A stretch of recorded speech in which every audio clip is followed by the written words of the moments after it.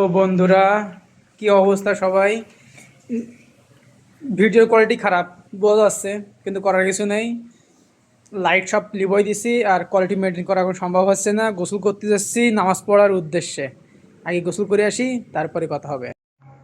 তো হ্যালো, আসসালামু আলাইকুম। নামাজের জন্য রেডি হয়ে গেলাম, এখন নামাজ পড়ার উদ্দেশ্যে বের হব।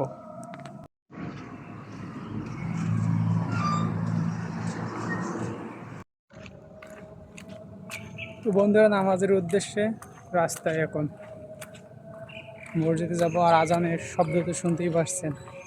শুক্রবারে ছুটি, সবসময়ের জন্যই ভালো। বন্ধুরা, তো আমরা এই তো নামাজের উদ্দেশ্যে তো বেরোই গেলাম। আর অনেক সুন্দর জায়গাটা, আমি যেখানে আছি খুবই সুন্দর জায়গা। এটা মূলত ইপো, মালয়েশিয়ার একটা পুরাতন শহর। ইপো মানে চায়নাদের আর কি, একে ভাগ ভাগ করা। আমি যে সাইডে এখন এই সাইডে হাঁটাহাঁটি করছি না, এটা পুরাই চায়না এলাকা, সব চাইনিজ থাকে। আর এখানকার সব টুরিস্টরা প্রচুর ঘুরতে আসে।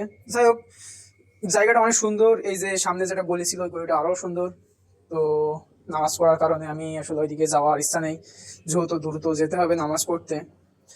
আর একটা কথা না বললেই নয়, এই দেশের আর্ট সাইড থেকেও রাস্তাঘাটগুলো খুব সুন্দর।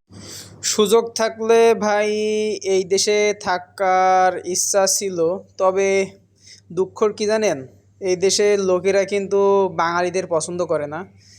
দিন দিন বাঙালির সংখ্যা এই দেশেতে কমছে। আর আমি আর মতে বাংলাদেশিদের এই দেশে না আসাই ভালো। তো দেখতে দেখতে মসজিদে ঢোকা পড়লাম। তা মসজিদে ঢুকে নামাজ কালাম পড়ি, বেরিয়ে এসে তারপরে তাই আপনাদের সাথে কথা বলবো। তো মসজিদের ভিউটা কিন্তু ছিল সেই। আর মসজিদটা আমার কাছে সব থেকে বেশি ভালো লাগে। হাফেজ বন্ধুরা।